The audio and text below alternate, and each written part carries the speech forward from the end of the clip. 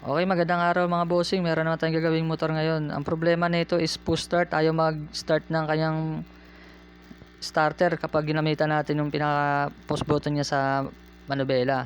Pero pag sa kickstart naman, gumagana naman yung kickstart niya. Okay naman. Ngayon, ang naging troubleshooting muna ni bossing bago siya pumunta sa akin ay bumili siya ng ibang starter relay. Akala niya kasi yun ang sira. Akala niya sira na yung stock niya. Yung bumili siya, kinabit niya ulit, wala, ayaw pa rin mag-respond. Ngayon, dinala niya dito. Una, ginawa ko muna yung stock niya ng starter relay, sinubukan ko sa ibang motor, okay naman, goods naman. So, hindi starter relay yung sira ng motor niya. Kaya ang ginawa ko para ma-troubleshoot natin kung ano talaga pinakasira, baka wiring o talagang starter motor na. Una, sinubukan muna namin na irekta yung positive negative galing sa battery, tapos nirekta ko doon sa starter motor niya. Yun, wala nga response. At kaya ang nangyari is ito nga mga boss, yung pagbaklas namin ito mga bossing, ayan, pagbaklas ko agad nakabungad, wala na, pudpud na yung pinaka carbon brush niya. Kaya ang ginawa, buti na lang kamo may stock si bossing ng ano, nabili niya sa online. So yun, buti naman, swak naman sa starter motor yung carbon brush ng Bergman natin. Suzuki rin yun, SGP brand din.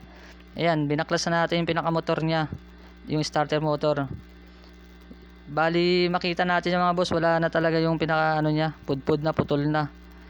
Ang nipis na ng pinaka carbon brush niya, kaya wala na talagang response sa pinaka starter motor niya. Ayan o, kapal ng stock, yung pinaka bago, kapal. Ayan, kinabit na natin mga bossing. Ayan, kinabit na natin dyan, bago yan parehas, dalawa yan. Madali lang naman yung mga boss ikabit. So ayan, binalik natin yung pinaka mechanism niya mga boss para malaman natin kung gagana na talaga.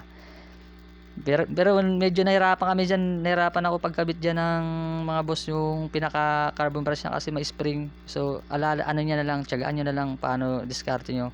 Ayan, kinabit na ulit natin sa motor para malalaman na natin. Ayan, may sakit yan. Madali lang naman yan hugutin. Isang sakit lang yan, salpak nyo lang ulit. Di naman pwede baliktaran yan kasi may guide naman yan. So pagkakabit, dito na natin malalaman kung gagana. Kinakabahan dyan si bossing, baka hindi daw gumana. Yan na, moment of truth na to mga bossing. Ayan, susubukan na natin. Ayan, yung stock nya, bilalik natin ulit yung stock nya. Alright,